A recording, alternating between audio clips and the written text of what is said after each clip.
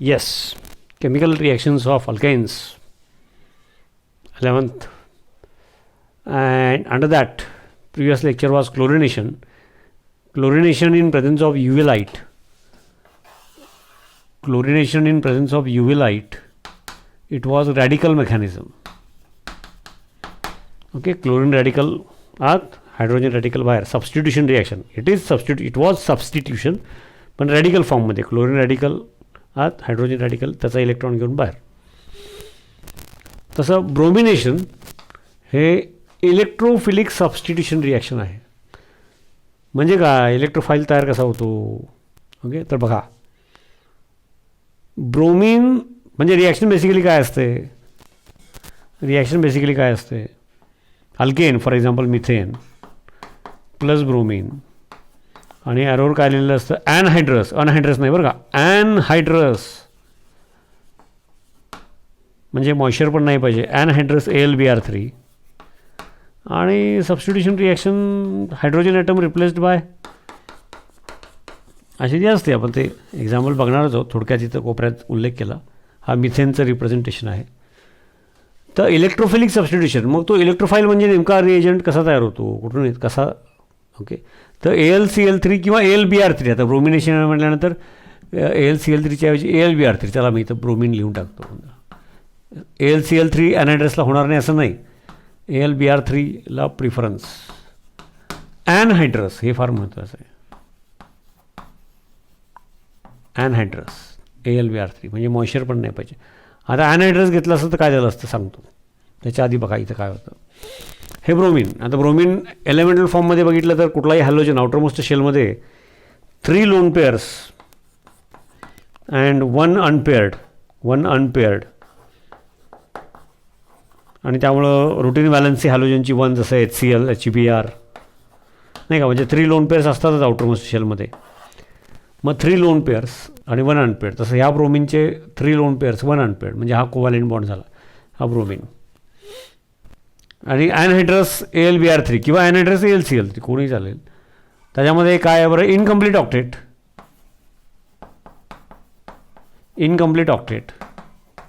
नाही का. ॲल्युमिनियमच्या in the outermost shell of aluminium 6 electrons. आता याचे 3 लोन पेअर्स आहेत, दाखवलेले नाहीत प्रत्येक वेळेला. इथे दाखवलेत एका ठिकाणी फक्त. क्लोरीन किंवा ब्रोमिन कोणी चालेल. प्रत्येक त्याचे रोल नाही आहे डायरेक्ट, त्यामुळे नाही दाखवले. तर या दोन्हीपैकी एक समजा हा ब्रोमिन. ह्या ब्रोमिनची इलेक्ट्रॉन पेअर आणि हा एम्प्टी ऑर्बिटल. कारण capacity to hold is 8. Incomplete ऑक्टेटचं एक्झाम्पल आहे. त्यामुळे it can accept hold lone pair from other if made available. त्याप्रमाणे ही लोन पेअर आणि हा ॲल्युमिनियम. आणि त्यामुळं मग काय होईल तर ते इथं शॉर्टमध्ये दाखवतं. म्हणजे ही लोन पेअर आणि हा ॲल्युमिनियम. आणि त्यामुळे मग काय झालं बघा, हा ब्रोमिन. ओके, हा Br2 मधला ब्रोमिन आणि हे 2 लोन पेअर. आणि आता एक लोन पेअर शेड पेअर झाली ॲल्युमिनियम बरोबर. ओके, त्याचे हे AlBr3 किंवा AlCl3. इथे AlCl3 दाखवलं आहे. ओके, किंवा AlBr3 हे असं झालं. मग लोन पेअर आहे ती शेड पेअर झाली म्हणजे इथं पॉझिटिव्ह चार्ज. आता इथं पॉझिटिव्ह चार्ज याचा अर्थ हा मोर इलेक्ट्रॉन डेफिशियंट. तर हा मोर इलेक्ट्रॉन डेफिशियंट झाला म्हणजे काय होणार बरं, इथे हेट्रोलिसिस होणार,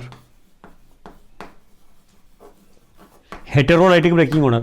आता हा इलेक्ट्रॉन डेफिशियंट आहे आणि याचा जर हेटेरोलायटिक ब्रेकिंग होणार आहे याचा अर्थ इलेक्ट्रॉन पेअर इकडे ब्रोमिनकडे जाणार आणि ही इलेक्ट्रॉन पेअर इकडे ब्रोमिनकडे जाणार याचा अर्थ नाही का. मग ही शेड पेअर झाली नाही का, इथं दाखवलं ॲल्युमिनियम बरोबर. थोडक्यात लिहू शकतो मी इथं पटपट. ओके, झटपट लिहितो. ओके, आणि हा ॲल्युमिनियम AlBr3 किंवा AlCl3. ओके, इथं शेअरिंग झालं. हे ब्रोमिन इथं 2 लोन पेअर्स आहेतच त्यामुळं प्लस चार्ज आला. मग हा ब्रोमिन. मग आता हा प्लस चार्ज आला त्यामुळं मग ही शेड पेअर आहे ती इकडं राहणार या ब्रोमिनकडे. आणि त्यामुळं काय होणार तर हा ब्रोमिन त्याची शेड पेअर ही या ब्रोमिनकडे गेली म्हणजे ही शेड पेअर ॲल्युमिनियमकडे गेली नाही का. म्हणजेच इथं ही शेड पेअर इकडं ब्रोमिनकडे गेली आणि त्यामुळं मग ओव्हरऑल काय झालं नाही का, ही जी शेड पेअर आहे ही या ब्रोमिनकडे गेली, त्यामुळं आणि हे AlBr3 किंवा AlCl3 कोण असेल ते काय झालं तर दिस शेड पेअर, पुन्हा सांगतो दिस शेड पेअर म्हणजे ही लोन पेअर आहे ती पहिला शेड पेअर झाली, त्यामुळं या ब्रोमिनवर पॉझिटिव्ह चार्ज आला नाही का. ही लोन पेअर आहे ती शेड पेअर झाली इथं, त्यामुळं या ब्रोमिनवर पॉझिटिव्ह चार्ज, त्यामुळं हा मोर पोलार झाला हा. नाहीतर ब्रोमिनमध्ये हेट्रोलायटिक ब्रेकिंग झालंच नाही, होणार नाही, because shared pair is between two same atoms. मग त्यांच्यात हेट्रोलिसिस कसं होईल इन प्रेझेन्स ऑफ अनहायड्रस AlCl3. तो इनकम्प्लीट ऑक्टेटचा एक्झाम्पल असल्यामुळं या दोन्हीपैकी एक, फॉर एक्झाम्पल हा असू द्याचा, ही lone pair is shared with aluminium. मग ही लोन पेअर जेव्हा शेड पेअर होईल त्यावेळेला या ब्रोमिनवर पॉझिटिव्ह चार्ज आला म्हणजे मोर इलेक्ट्रॉन डेफिशियंट, त्यामुळं मग ही शेड पेअर हेट्रोलायटिकली ब्रेक होणार आणि ती हेट्रोलायटिकली ब्रेक झाला तर ती या ब्रोमिनकडे जाणार इलेक्ट्रॉन डेफिशियंटवाल्या.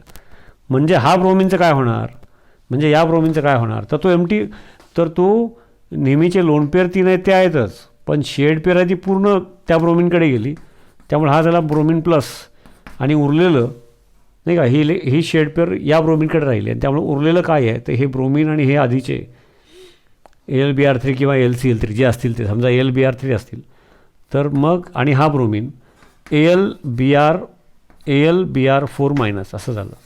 आता हा जो आहे ना पॉझिटिव्हली चार्ज ब्रोमिन तयार झाला, दिस इज इलेक्ट्रोफाईल.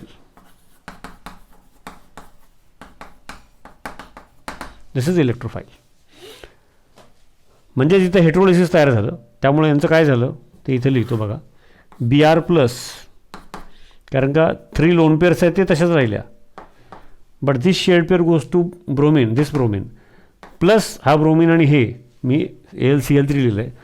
नॉर्मली ब्रोमिनच्या वेळेला AlBr3 वापरतात, म्हणजे AlCl3 होणार नाही असं नाही, मग AlCl3Br किंवा ब्रोमिन असते तर AlBr4 काही. ओके, तर मी समजा ब्रोमिन आहे तसं समजून सोपं करण्यासाठी AlBr4 मायनस म्हणजे हा काय तयार झाला Br प्लस म्हणजे इलेक्ट्रोफाईल.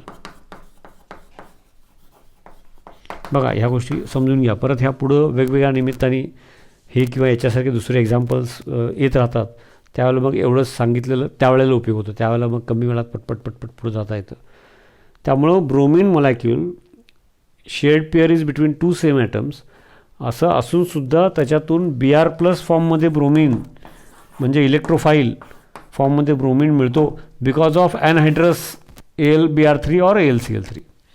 त्याची थोडे मेकॅनिझम सांगितली मी आणि मग तो electrophile for example Br plus in this case आणि हा अल्केन मिथेनचं रिप्रेझेंटेशन काढलं आहे, तो इलेक्ट्रोफाईल म्हणजे आता इथं Br प्लस, तो Br प्लस आत आणि हा हायड्रोजन इलेक्ट्रॉन पेअर सोडून H प्लस फॉर्ममध्ये बाहेर.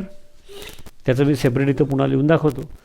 तर पुन्हा पहिल्यांदा ही स्टेप समजून घ्या की नॉर्मली नाहीतरी ब्रोमिन असेल आणि इलेक्ट्रोफिलिक सबस्टिट्यूशन कसं काय, कारण का electron pair if it is shared between two same atoms तर त्याचं होमोलायटिक ब्रेकिंगची टेंडन्सी जास्त असायला पाहिजे असं आपला समज आहे, जसं क्लोरीनचं but in presence of UV light. पण bromine in presence of anhydrous AlBr3 और sometimes in presence of anhydrous महत्त्वाचं आहे बरं का.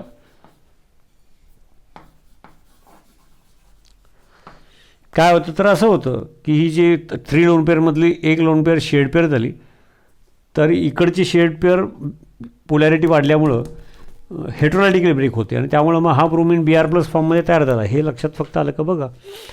मग हे असं काढून दाखवलं एकदा की परत प्रत्येक वेळेला असं करत बसायचं नसतं काही नोट्समध्ये परीक्षेत समजण्यासाठी, आणि या टाईपच्या मग अनेक गोष्टी असतात त्या मग पटपट सांगता येतात. आता हेच तुम्हाला आणखी आत्ताच सांगून ठेवतो की अनहायड्रस का, मी तो एक मुद्दा क्लिअर करतो. समजा मॉइश्चर असतं वॉटर स्मॉल अमाऊंट ऑफ, तर तसं ही लोन पेअर इकडं शेड पेअर फॉर्ममध्ये, त्याच्याऐवजी ऑक्सिजनचीच लोन पेअर इकडं शेड पेअर झाली असते आणि मग याची ॲक्टिव्हिटी या कारणासाठी म्हणजे ब्रोमिनचं पासून Br प्लस मिळवण्यासाठी जे वापर याचा व्हायचा आहे that would not take place.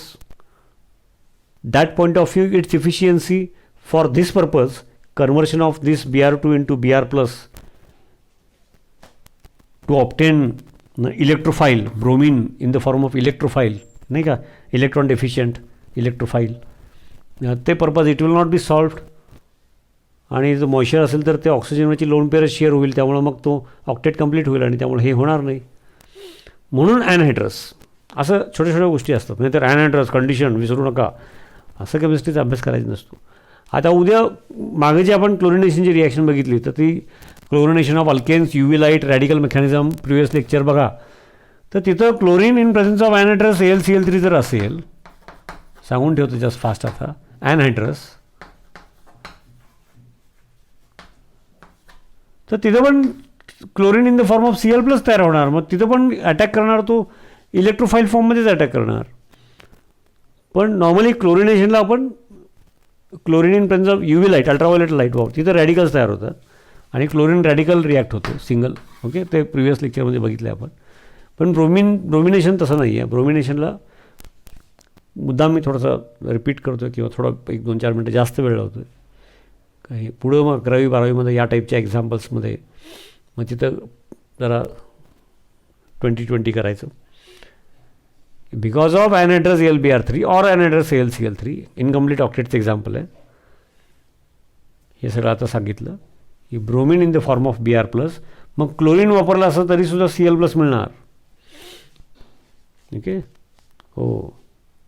आणि मग ॲरोमॅटिक, आता हिंट देऊन ठेवतो, ॲरोमॅटिक कंपाऊंड्स, बेन्झिनची रिॲक्शन 11वीतच. क्लोरीन UV लाईट अशी पण रिॲक्शन आहे बेन्झिन बरोबर, आणि chlorine in presence of anhydrous AlCl3 अशी पण रिॲक्शन आहे बेन्झिन बरोबर. सांगून ठेवलं फक्त, हिंट. ओके, कुठेतरी लिहून ठेवा. ओके, काय हरकत नाही. आणि मग थोडं फक्त एखादं एक्झाम्पल इथं लिहून मेजर पार्ट यातला कन्सेप्च्युअली समजून घेण्याचा संपला की आपल्या लक्षात आलं की in presence of anhydrous AlBr3 bromine gives Br+, आणि मग तो Br+ अल्केन बरोबर रिॲक्ट होतो, फॉर एक्झाम्पल मिथेन. आणि मग ती रिॲक्शन थोडक्यात लिहून दाखवतो. सोपं झालं का? ते बोर्डवरचं पुसून थोडक्यात लिहून दाखवतो. येस. आणि आता असं बघितलं आपण bromination of alkanes, that is electrophilic substitution reaction. आणि मग लिहिताना नॉर्मली कसं लिहितो, समजा मिथेन, इथेन कोण असेल तो, मी आता मिथेन घेतलं आहे, तर लिहिताना कसं लिहितात, सबस्टिट्यूशन रिॲक्शन, ब्रोमिन आणि इकडचा हायड्रोजन होता तो बाहेर गेला, सबस्टिट्यूशन हायड्रोजन HBr, आणि मिथाईल ब्रोमाइड किंवा ब्रोमोमिथेन,